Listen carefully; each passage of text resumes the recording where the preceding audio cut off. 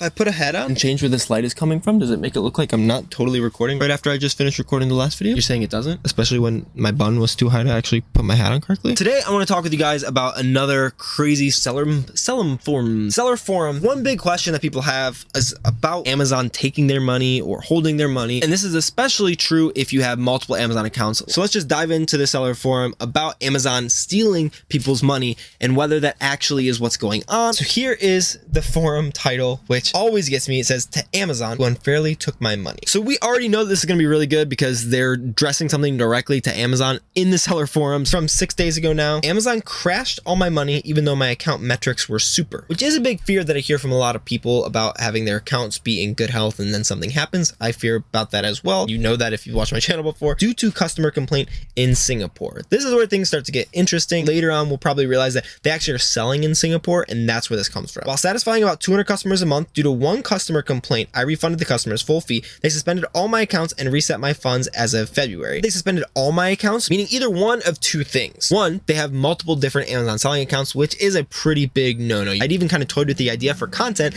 to have a second Amazon account where I go through what a beginner can sell on Amazon and everything like that. But because of some of you guys kind of saying, hey, that's probably a bad idea, and just looking into a little bit more, you can't really have multiple Amazon accounts, but you can sell in multiple different places with one Amazon account. I have got questions about that before as well, but on Seller Central, if we go over here to account info in the settings and then go into your seller profile up here, gonna have to blur out so much stuff. I hate blurring out stuff. We can see seller information in the marketplaces that you can sell in. So right now I have amazon.com.mx, .ca, and .com. I don't do anything for amazon.com.ca and .mx because I don't want to have to deal with the international stuff with that. There's just things that can happen that I don't want to have to worry about. So just sell on amazon.com if you don't want to deal with a lot of hassle. I know that you can make money those other places, but there's so much abundance on amazon.com. You'll be able to find a way to make good profit there. They said, I've been trying to get my money for about 10 months. Can't even get an answer. Is this how sellers are protected? By crashing into their goods. I think this is probably a language barrier thing. And then we have 3 main replies here, and we can go down some of the rabbit holes. The big question that needs to be answered first is, why were you suspended? But it honestly doesn't even seem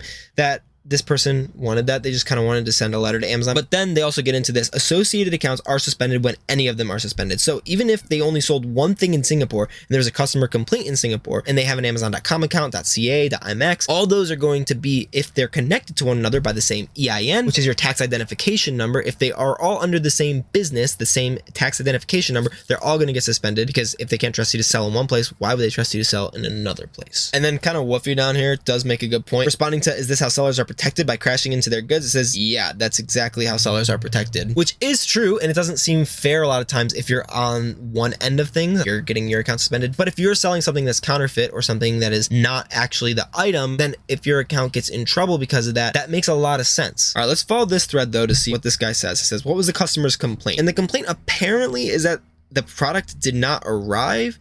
This is not something that would get your account suspended. I know Amazon can be weird in that there are things that happen that don't seem to make any sense because it's very automated. I've never heard of one item not arriving to a customer and then your account getting suspended. The only way that I can think about that is if you're doing FBM, fulfilled by merchant. Okay, this might be actually what happened. Let's quickly talk about account health stuff though. When we go on to Seller Central, if we go up here into performance, account health, we'll be able to see a bunch of stuff. We can see policy issues, our account health rating, whether we're in good health, in like at-risk health, or like about to get deactivated, and we can see why. All these different policy violations or complaints here, but you have shipping performance, and you have a target for all of that. Under 4%, pre-fulfillment cancel rate under 2.5%, valid tracking rate over 95%. This is all for seller fulfilled stuff. So if it was seller fulfilled and they had a late shipment or it didn't arrive to the customer, meaning not only that the customer didn't receive the item, if you buy postage through Amazon, you won't have late shipping because they'll know when you shipped it. It's going to be a carrier issue. I guess.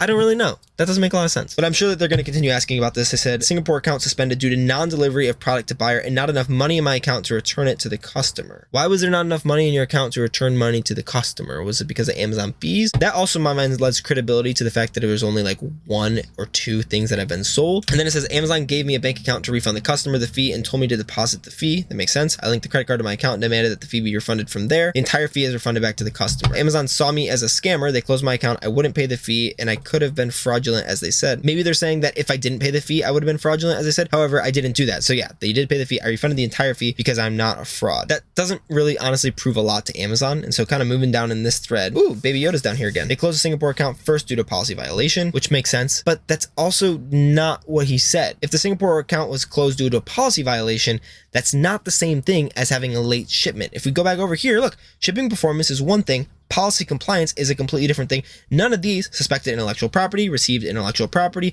product authenticity, product condition, food product safety, listing policy, restricted product, customer product reviews policy, other policy violation. None of these have to do with the customer not getting an item. Even this one, you might think customer product reviews policy violation. That's not that a customer is reviewing your stuff. That's that you're trying to tamper with customer reviews, trying to get reviews by like doing something that's against Amazon terms of service. So policy compliance and shipping performance are two different things. I hope that they touch on this and get to that. Then he closed my US, Canada, Mexico accounts in order. Makes sense. The reason why these accounts was closed was my Singapore account. Yep, it's all connected to the same EIN. Of course, it's going to get closed. Yes, that's how related accounts work. And then ABC, who's the other person who's on this, responding to the original poster, said that this is insufficient to suspend the account, which is exactly what we're saying. Something else had to happen. The original poster said, I've been thinking about this for months, and said, right, that's not the problem. I guess there could be other reasons, which probably is that compliance thing, like they said, not that the Singapore account was suspended due to non-delivery of a product to the buyer. I think the main question that comes down to this is Amazon stealing your money, because that was the whole thing. They were writing a letter to Amazon who stole their money. If you sold a product that is not up to Amazon standards, meaning that either it was used, sold as new, and they have to refund the customer, or it's just a counterfeit product in general, don't expect to get your money back from that sale. Especially if there's evidence that this has happened on other items, you're probably not going to end up getting a lot of your money back. You're going to hold your funds, and they're likely going to give you some money back, especially money that's not necessarily related to those things if you have other sales. But if all your sales are counterfeit products, or you have a large percentage that are counterfeit products, I wouldn't expect to get your money back soon, if ever. But when this does happen, and we talked about this in other videos, I think some of my IP complaint videos, Amazon will give probably most of your money back. They're normally only holding the money that's related to the specific infraction that they're reaching out about or closing your account about. However, they do reserve the right to hold some money in that account. I'm not exactly sure what the terms of service or the legality of any of this is. If you do get in this situation, I would highly recommend getting a lawyer to try to either get your account back or to get your money. But that's one of the reasons why in this video I talk about requesting your money from Amazon as much as possible. You never know what's going to happen on Amazon. It's probably very unlikely that anything bad will happen if you're doing things all above board. You're following a lot of the suggestions that other creators make, as well as just Amazon's rules. But I would never want Amazon holding on to my money anyways. So as long as I have $100 plus and it's been 24 hours since I last requested, I'll always request for Amazon to transfer me my money, so I have access to my money instead of Amazon having the ability to put a hold on that. They're not stealing his money. They're holding it for a policy issue, which people who post on these seller forums never really seem to be very forthcoming about. Looking at this a little bit more, it looks like it just might be a translation issue, that it was a credit limit issue, that they paid a payment on the credit card. And what it came down to was that they didn't do this probably soon enough, because when you deal with something on Amazon, you have to deal with it really fast. And this is what's speculated by another person on the forum. Anything that happens on Amazon, deal with it as fast as possible. Always be in communication with them, even if it's not fully dealt with. If it's an IP claim, if it's an authenticity thing, we talked about all these types of things. Always be on top of those things, because Amazon wants to make sure that you are a trustworthy seller.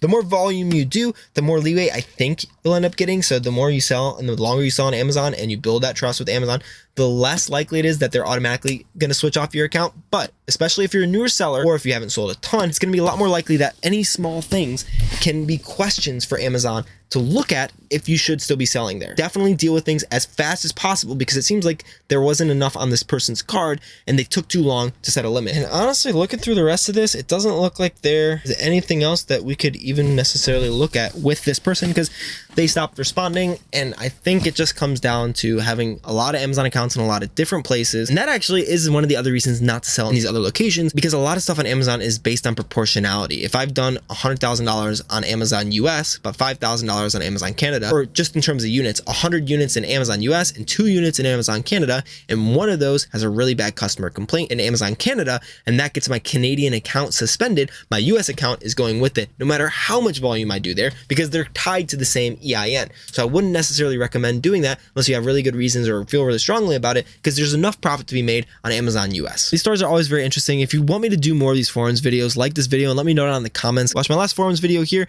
and the other one that I talked about in this video over here. I forgot what it was. I'll see you in the next one. Peace.